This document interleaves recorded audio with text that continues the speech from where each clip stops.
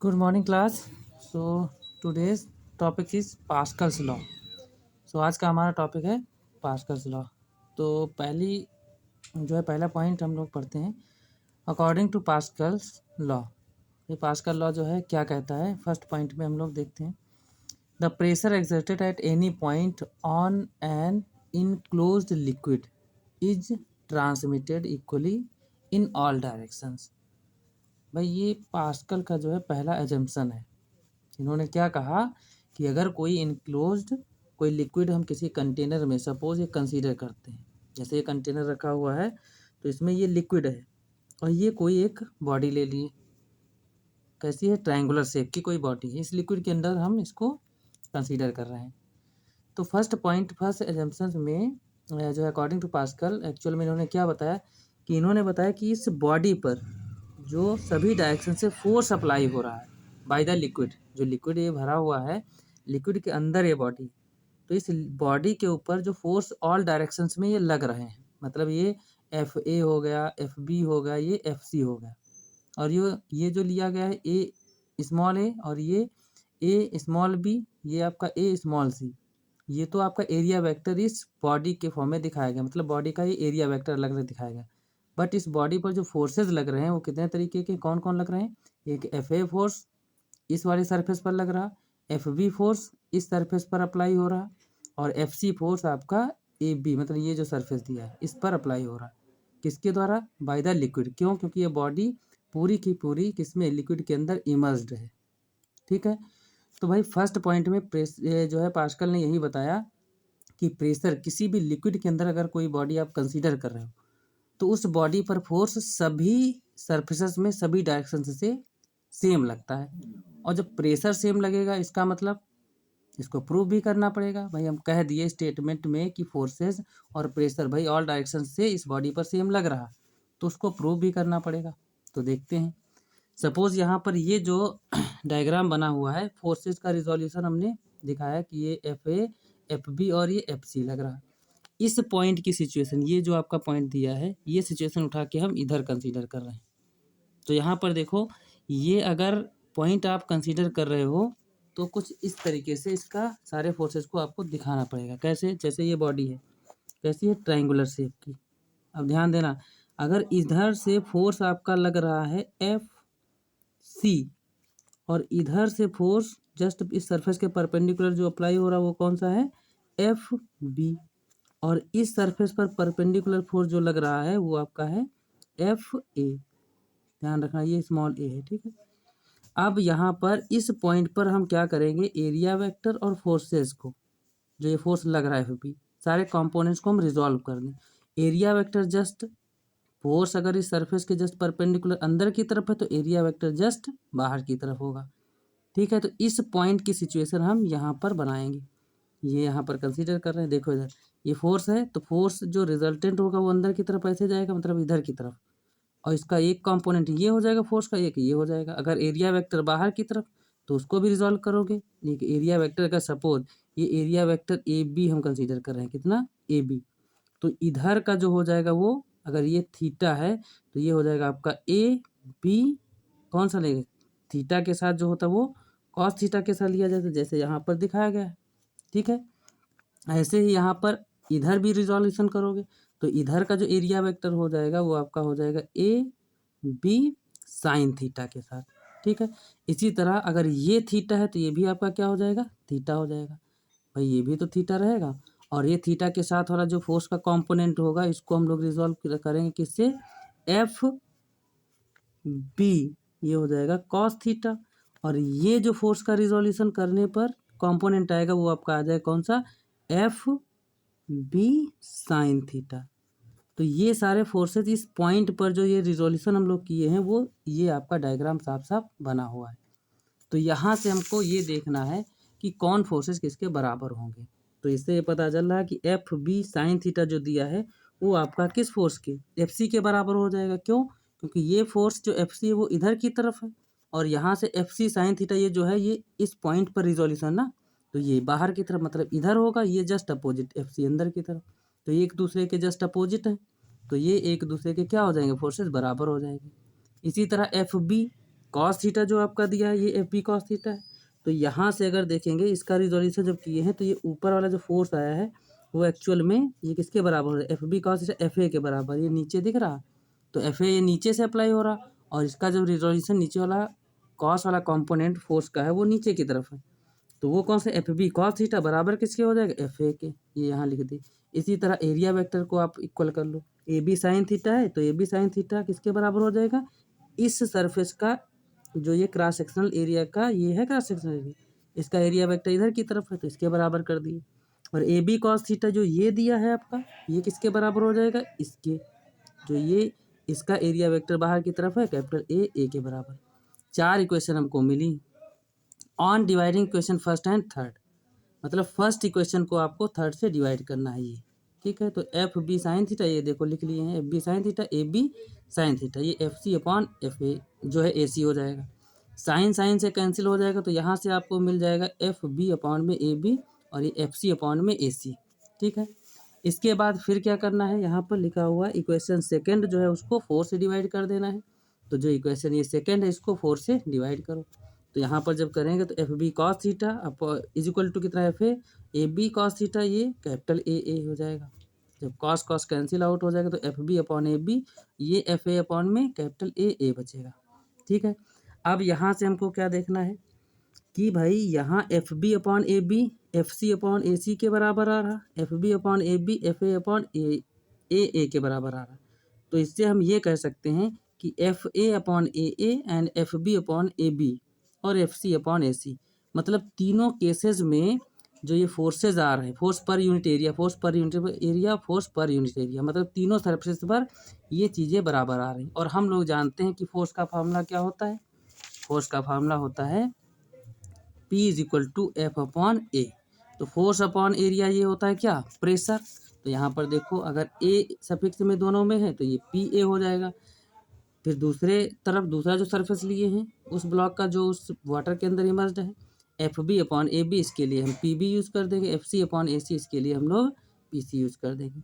तो ये आपके pressure P A P B और पी सी, ये कहने का मतलब जो आप यहाँ पर कंसीडर कर रहे थे एफ ए एफ बी और एफ सी तीनों सरफेसेस पर फोर्सेस जो लग रहे थे उनकी वजह से जो प्रेशर आपका आया है तीनों सरफेसेस पर उस ब्लॉक पर, तो ये आपका प्रेशर देखो तीनों के जो है सरफेस पर क्या आ रहा, सेम आ रहा। और यही हमको प्रूफ करना था। पहली बात ये पास्कल की थी, ठीक है। सेकेंड वन जो आपका आता है, सेकेंड पॉइंट में इन्होंने क्या बताया, इनका सेकेंड एजम्पशन क्या है, a change in pressure applied to an enclose incompressible fluid is transmitted undamaged to every point of the fluid and the walls of the containing vessel. इन्होंने सेकेंड पॉइंट में ये बताया कि अगर कोई लिक्विड कंसीडर कर ले इनक्लोज्ड वेसल के अंदर, ये पूरा देखो इनक्लोज्ड वेसल है, ये ऊपर से पिस्टन लगे हुए हैं, ठीक है, पूरा बंद है। तो इन्होंने ये बताया अगर फ्लूइड इनकम्प्रेसिबल है तो इन्होंने कहा जो प्रेशर एक तरफ से ट्रांसमिट होगा, सपोज इस पिस्टन पर फोर्स एफ लगाकर इसको क्या कर रहे हैं, प्रेस कर रहे हैं, इस पिस्टन का क्रॉस सेक्शनल एरिया स्मॉल ए, तो जब फोर्स स्मॉल एफ लगाएंगे तो ये नीचे की तरफ प्रेस होगा, और जब प्रेस होगा तो यहाँ से per unit cross sectional area पर क्या कर रहा है, लिक्विड पर ये फोर्स लग रहा है ना, तो ये हो जाएगा आपका क्या, प्रेशर। तो यहाँ से इन्होंने बताया सेकंड पॉइंट में जो प्रेशर इस पॉइंट से जनरेट होगा इस लिक्विड के ऊपर, तो ये प्रेशर पूरा का जो पूरा ये दिया है दीवार पर भी और इस लिक्विड के हर पॉइंट पर, मतलब इस लिक्विड के अंदर हर पॉइंट पर इक्वली ट्रांसमिट होता हुआ दूसरे एंड पर चला जाएगा। मतलब दीवारों पर भी प्रेशर इक्वल हर जगह पर लगेगा और लिक्विड के अंदर अगर कोई पॉइंट कंसीडर कर रहे हो तो उस पर भी प्रेशर हर जगह पर क्या करेगा, सेम रहेगा। और ये पूरा का पूरा प्रेशर दूसरे एंड पर जो पिस्टन लगा हुआ है यहाँ पर ट्रांसमिट हो जाएगा। ये सेकेंड पॉइंट है किसका, पास्कल का। तो यहाँ पर ये दूसरा जो देखो क्रॉस सेक्शनल एरिया इसका कैपिटल ए कंसीडर किए, पिस्टन ये लगा हुआ दूसरा ना, तो जो ये लिक्विड होगा ये प्रेशर की वजह से इस पर फोर्स लगाएगा तो ये पिस्टन क्या चाहेगा, ऊपर जाना चाहेगा। तो ये जो पास्कल ने सेकंड पॉइंट में बताया कि भाई एरिया जो होता है अगर इसका स्मॉल ए माने तो इसका कैपिटल ए, तो इसका एरिया अगर ज़्यादा है तो यहाँ पर प्रेशर कम हो जाए, क्यों, क्योंकि ये प्रेशर पूरा का पूरा यहाँ ट्रांसमिट हो जाएगा तो यहाँ फोर्स की वैल्यू बढ़ जाएगी। मतलब इस एंड पर हम ये कहना चाहते हैं कि भाई प्रेशर का फार्मूला होता है फोर्स अपॉन एरिया, तो अगर एरिया की वैल्यू बढ़ गई तो प्रेशर देखो घट जाएगा, क्यों, क्योंकि प्रेशर की इन्वर्सली प्रोपोर्शनल है।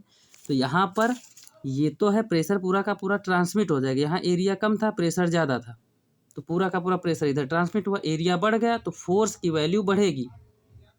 ध्यान देना, एरिया अगर कम होगा तो फोर्स की वैल्यू बढ़ेगी, मतलब भारी चीज़ को अगर हमको उठाना हो तो इसकी मदद से आसानी से उठा सकते हैं। यहाँ से हमको कम फोर्स की वजह से मैक्सिमम फोर्स हमको मिल रहा, ठीक है, क्योंकि मैक्सिमम प्रेशर इधर जनरेट हो जाएगा।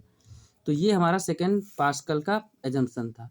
इसके बाद बात आती है थर्ड पॉइंट की। इन्होंने क्या बताया, the pressure in a fluid at rest is same all points if we ignore gravity. इन्होंने बताया अगर ग्रेविटी को हम इग्नोर निगलेक्ट माने तो जो फ्लूइड के अंदर प्रेशर होता है वो हर पॉइंट पर क्या होता है, सेम रहता है। जैसे ये बनाया है हमने, एक यूट्यूब कंसीडर किया है, यहाँ पर देखो ऐसे बनाया है, ये यूट्यूब को ही है, ठीक है। अगर ग्रेविटी को आप इग्नोर करो तो सपोज यहाँ पर ये लिक्विड पूरा भरा हुआ है, ठीक है, ये पूरा भरा।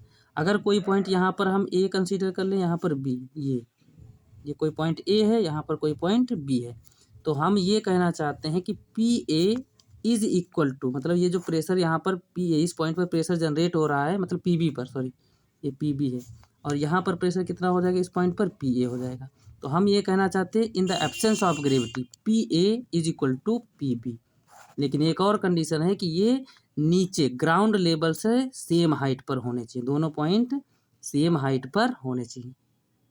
मतलब सिचुएशन ऐसी है कि ये हाइट, ये जो पॉइंट आप कंसीडर कर रहे हो, इसकी ग्राउंड लेवल से जो हाइट होगी वो दोनों तरफ सेम होनी चाहिए, ठीक है। ये भी हाइट और ये भी हाइट, दोनों तरफ अगर सेम है तो जो ये पॉइंट्स प्रेजेंट होंगे जहाँ पर आप कंसीडर कर रहे हो, तो इन दोनों पॉइंट्स पर जो प्रेशर एक्सर्ट होगा वो दोनों पॉइंट्स पर क्या रहने वाला है, सेम रहने वाला है। किसकी एब्सेंस में, इन द एब्सेंस ऑफ ग्रेविटी, अगर ग्रेविटी ना हो तो, यही हमने इसमें बताया है, ये लिखा है। इसके बाद जो बात आती है वो आपकी है एप्लीकेशन ऑफ पास्कल्स लॉ। तो एप्लीकेशन में देखो, पहला एप्लीकेशन हाइड्रोलिक लिफ्ट की बात करते हैं। तो हाइड्रोलिक लिफ्ट देखो कैसे काम करती है। तो सबसे पहले थ्योरी पढ़ते हैं इसमें, हाइड्रोलिक लिफ्ट में क्या लिखा हुआ है। तो hydraulic lift depends on Pascal's law, ये किस पर डिपेंड है, पास्कल के लॉ पर डिपेंड है।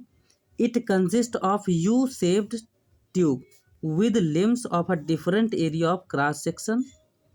Tube is filled with a liquid, or limbs are fitted with frictionless piston.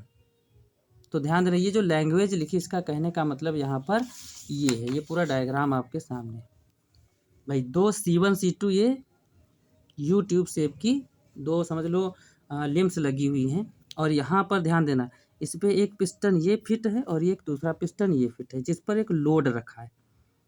तो इसमें क्या किया जाता है, इधर से P1 प्रेशर लगाया जाता है और ये F1 फोर्स लगता है, ठीक है। इसका क्रॉस सेक्शनल एरिया कितना है, स्मॉल है, और इधर जो फोर्स लग रहा है ये कौन सा है आपका, कैपिटल F हम कंसीडर किए। और ये जो पिस्टन है वो जो है पिस्टन ये दूसरा लगा हुआ है जिसका क्रॉस सेक्शनल एरिया हमने माना है कैपिटल A, और ये C1 C2 क्या है, दो लिम्स हैं अलग अलग, इसमें ये लिक्विड पूरा फिल्ड है। तो ध्यान देना ये पास्कल्स लॉ पर ही डिपेंड है भाई। इधर से अगर फोर्स हमको कम लगाना पड़ेगा, एरिया कम है, तो प्रेशर ज़्यादा जनरेट होगा, क्योंकि P इक्वल टू क्या होता है, फोर्स अपॉन एरिया होता है ना। तो अगर यहाँ पर एरिया कम है तो फोर्स बढ़ जाएगा, फोर्स बढ़ जाएगा तो प्रेशर बढ़ जाएगा। तो यहाँ से पूरा का पूरा प्रेशर ये क्या होता है, इधर ट्रांसमिट होता है।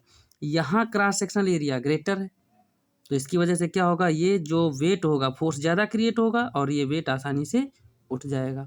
तो यहाँ पर आगे पहले हम डिस्कस कर लेते हैं। देखो, small force F is applied at a piston P1, जो यहाँ पर ये पिस्टन P1 बना है इस पर फोर्स F अप्लाई किया जा रहा है, ठीक है। तो अप्लाई किया जा रहा है, then pressure at P1 equal to small p, ये कैपिटल P माने F अपॉन A, भाई प्रेशर का फॉर्मूला बन जाएगा।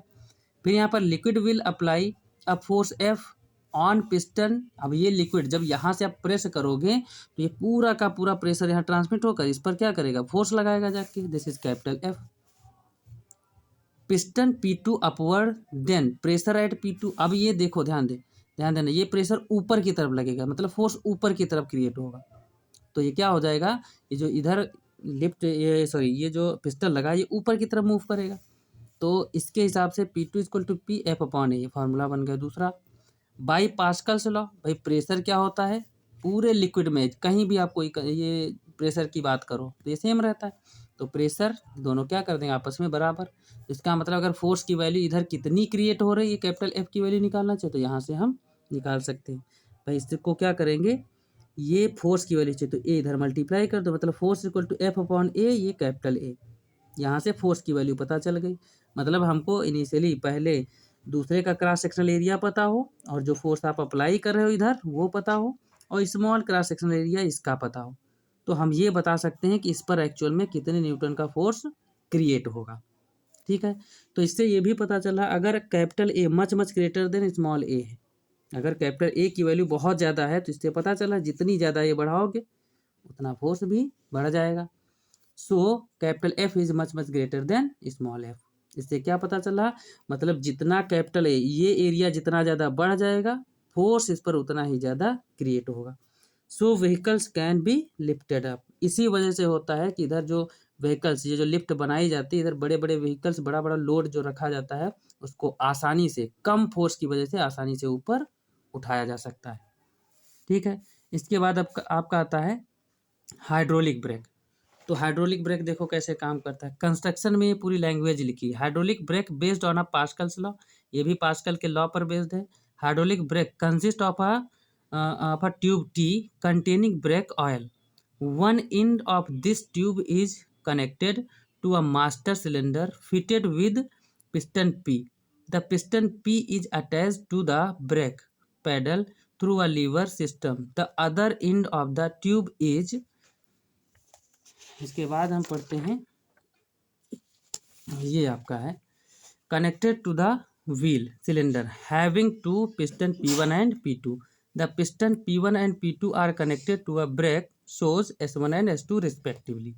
सीधी सी बात, ये जो पूरी लैंग्वेज लिखी है इस डायग्राम से हम लोग समझ लेते हैं। भाई देखो यहाँ पर ये ब्रेक पैडल है, जो ये हाइड्रोलिक ब्रेक होता है कैसे काम करता है।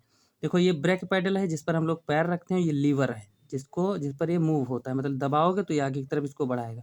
ये पिस्टन पी लगा हुआ है, इसको हम मास्टर सिलेंडर बोलते हैं, इसमें पूरा लिक्विड भरा होता है। ये ट्यूब टी शेप की होती है। ठीक है, ये टी नहीं बन रहा उल्टा, तो टी शेप की है।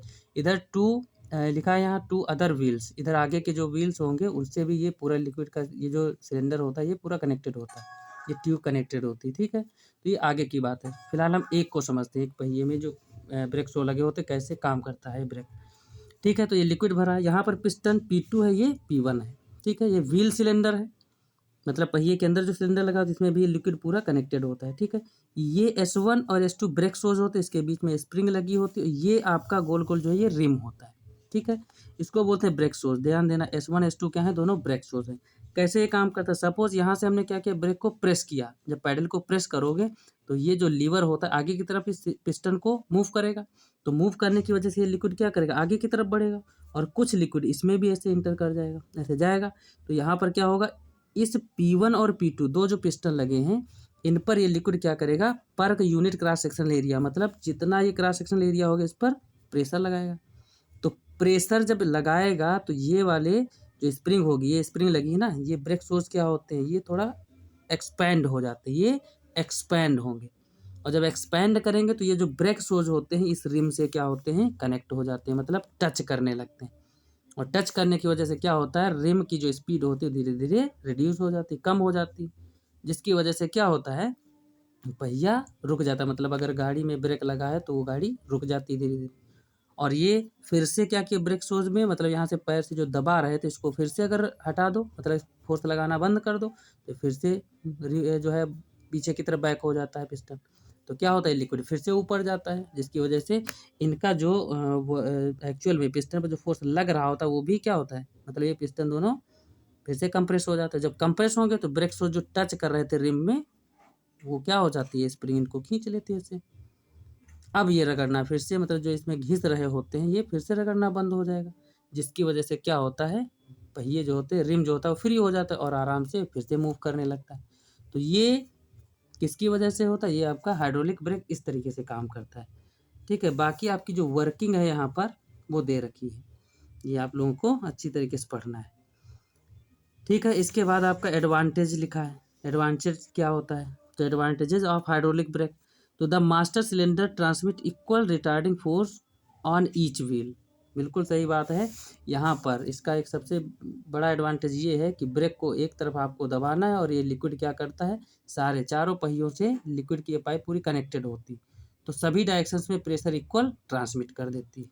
ठीक है, ये जो पाइप लगी इसके थ्रू जो लिक्विड ये जाता है, ये सभी डायरेक्शंस में इक्वल ट्रांसमिट करता है प्रेशर। ठीक है, दूसरा पॉइंट है, A small force applied to a pedal exert a much longer force on the wheel drum।